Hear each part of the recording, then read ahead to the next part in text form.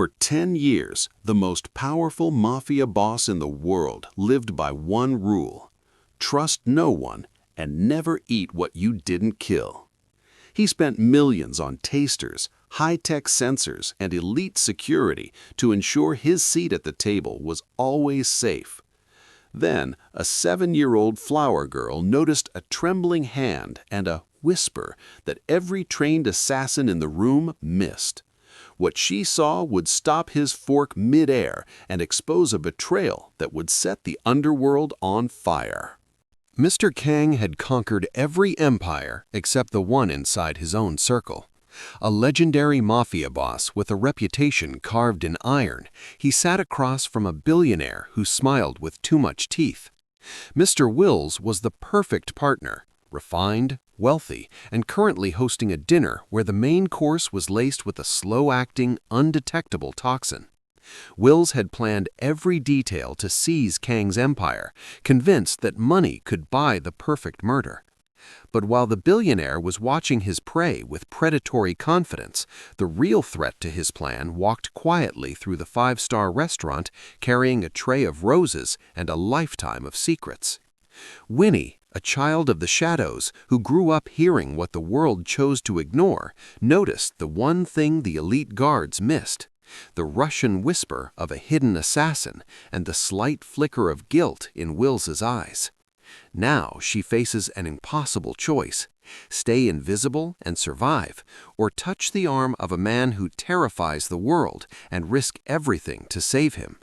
What happened next would shift the balance of power forever, proving that sometimes the greatest miracle isn't a weapon, it's a child willing to see.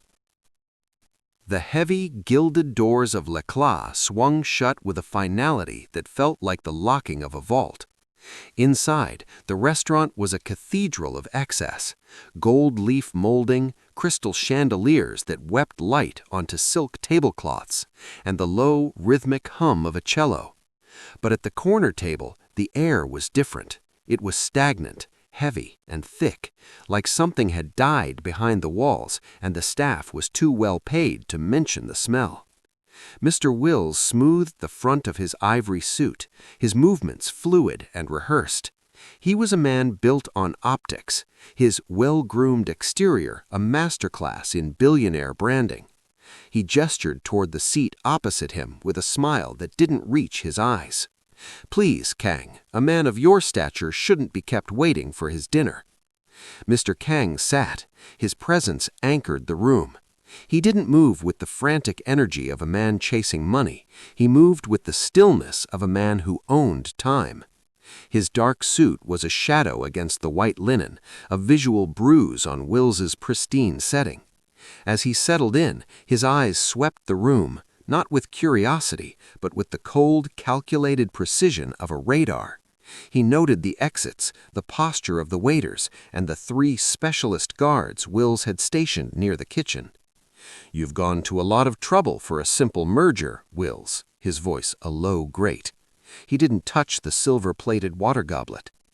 "In our world, nothing is ever simple," Wills replied, his voice silk. He reached out, his fingers hovering near the centerpiece, and for a fraction of a second his hand trembled, a microscopic glitch in his armor of confidence. "This is about legacy, about ensuring that what we've built survives the night." The atmosphere tightened. Every clink of a fork in the distance sounded like a gunshot. Every hushed conversation from the surrounding tables felt like a conspiracy. To the other patrons, they were merely 2 titans of industry sharing a meal, but between them, the tension was a physical weight, a suffocating pressure that made the lungs ache. Wills signaled the waiter, his posture stiffening as the first tray emerged from the kitchen. He looked at Kang, his expression a mask of predatory confidence, waiting for the first course to arrive. He was the host, the predator, and the architect of a perfect end. He didn't realize that in the far corner of the room, near the velvet-draped alcoves, a 7-year-old girl with a basket of roses was already looking at the plate, and then at him. Winnie moved like a draft of cool air, silent and unyielding. To the elite staff of L'Eclat, she was a ghost in a blue dress, a glitch in the expensive machinery of the evening. The servants moved through the hallways with a frantic, rhythmic elegance, their white-gloved hands carrying trays of vintage Bordeaux and silver domes of steaming truffle risotto. They were trained to see everything and notice nothing. A small girl with a basket of wilting roses simply didn't register on their radar of importance. She paused near the kitchen service entrance, her back pressed against the cold marble of a decorative pillar. Her eyes, wide and unnervingly still, tracked the movement of the room. At 7 years old, Winnie had learned that survival depended on the things people said when they thought no one was listening. She knew the sound of a nervous breath and the specific sharp scent of adrenaline that clung to a man who was about to do something terrible. Across the dining room, the golden table glowed under the center chandelier, but to Winnie it looked like a trap. She watched the way the waiters bypassed Mr. Wills's chair with practiced deference, and their eyes darted toward the man in the white suit for silent permission before serving. She took a step forward, the soft soles of her shoes making no sound on the plush crimson carpet. In her hands, the wicker basket felt heavy, not with the weight of the flowers, but with the gravity of what she was witnessing. She saw a waiter, the one with the twitching eyelid, place a plate of ravioli topped with shaved truffles in front of Mr. Kang. Winnie didn't need to see the poison to know it was there. She saw it in the way that Mr. Wills leaned back, his confident posture suddenly rigid, his fingers interlacing so tightly his knuckles turned the color of bone.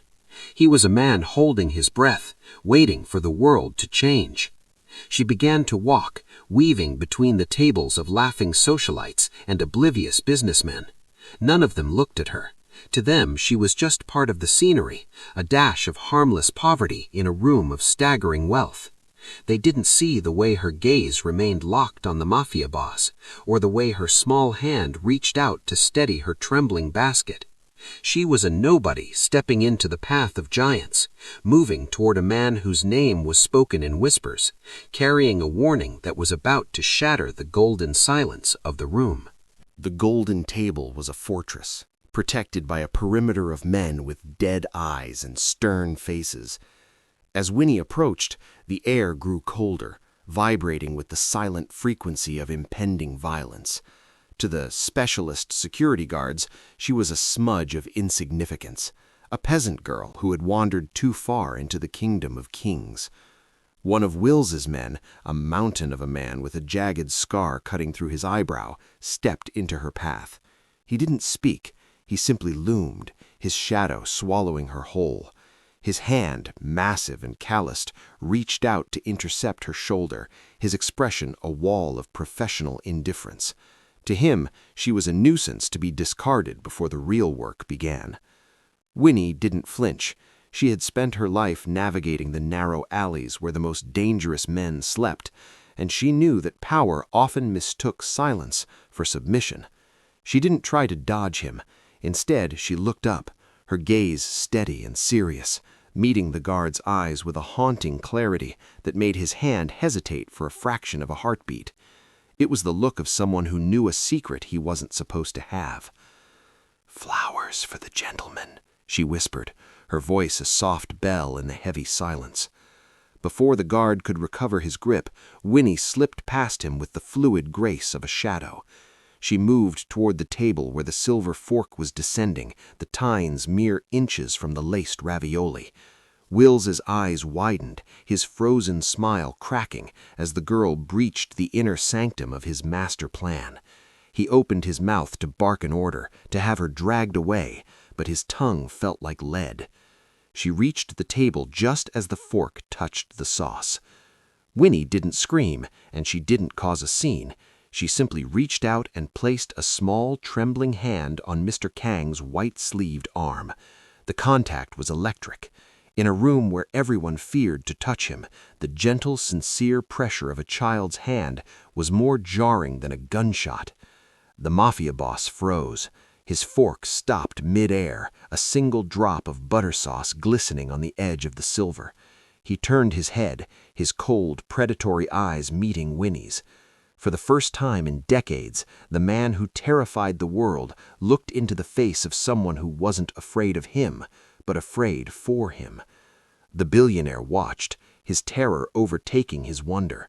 The girl was a variable he hadn't calculated, a nobody who had just walked through a wall of steel to touch a ghost. The silence at the table was no longer stagnant. It was a live wire, humming with a frequency that threatened to shatter the crystal overhead.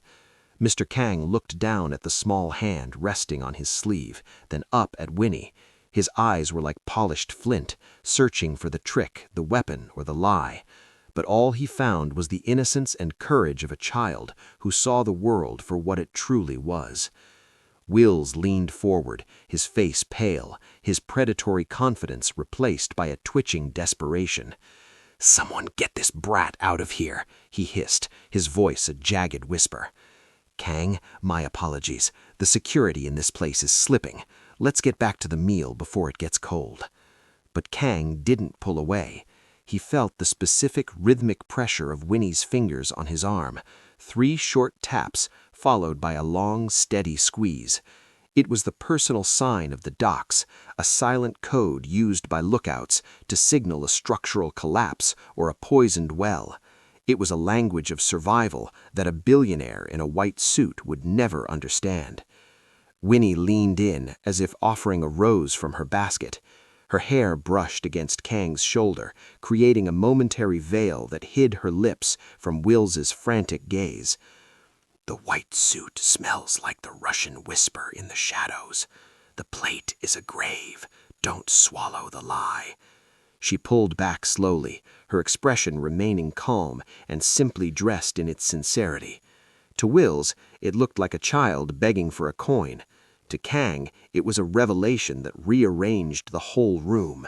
He glanced at the ravioli, then at the trembling billionaire, and finally at the stern faces of the guards who were now edging closer. Kang's hand didn't shake as he slowly lowered the fork, but he didn't set it down. Instead, he kept his grip tight, his posture shifting from a man enjoying a meal to a king presiding over a trial. He looked at the truffle-topped pasta with a newfound lethal clarity. The secret language had bridged the gap between the most powerful man in the city and the girl the world ignored. "Actually, Wills," Kang said, his voice dropping into a register that made the billionaire's breath hitch, "the girl has a point. It's a beautiful dish. It would be a shame to enjoy it alone. Why don't we share?" He slid the plate 3 inches toward the center of the table. The millions of dollars plan was still on the porcelain, but the power had officially shifted. The air in the restaurant didn't just thin, it vanished. Mr. Kang held the billionaire's gaze, his hand steady as he lifted the silver fork once more. He performed a pretend feast, a macabre ballet of misdirection, designed to keep Wills pinned to his seat. He brought the fork to his lips, the aromatic steam of the truffles masking the scent of the toxin, but as he tilted his head, he let the ravioli slide, unseen, into the heavy linen napkin draped across his lap. To Wills, whose vision was blurred by the frantic thumping of his own heart, it looked like the first bite of a successful assassination. The billionaire let out a breath he didn't know he was holding, his shoulders dropping just an inch. He was so consumed by the sight of Kang eating that he failed to notice the subtle shift in the room's geography.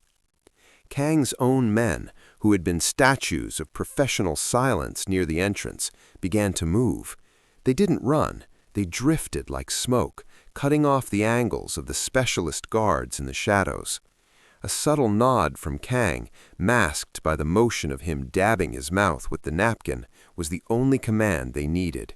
The predatory confidence that had defined Wills all evening was beginning to leak out of him, replaced by a confused, hollow wonder. "Delicious," Kang remarked, his voice as smooth as the butter sauce he hadn't touched. He took another phantom bite, his jaw moving in a slow, rhythmic grind that mimicked satisfaction. "You were right, Wills. The flavor is unforgettable." Winnie remained at Kang's side, her small hand now resting on the back of his chair. She was the anchor in the storm, the only person in the room who knew the pretend feast was a countdown. She watched the billionaire's eyes dart from the plate to Kang's face, looking for the first sign of a tremor, the first dilation of a pupil that would signal the toxin's success. But there was no tremor. There was only the heavy, thick silence of a trap being reset. Kang leaned forward, his elbows on the table, closing the distance between him and his betrayer. He looked like a man enjoying a quiet dinner with a friend, while beneath the table, his hand signaled his lead enforcer to lock the kitchen doors.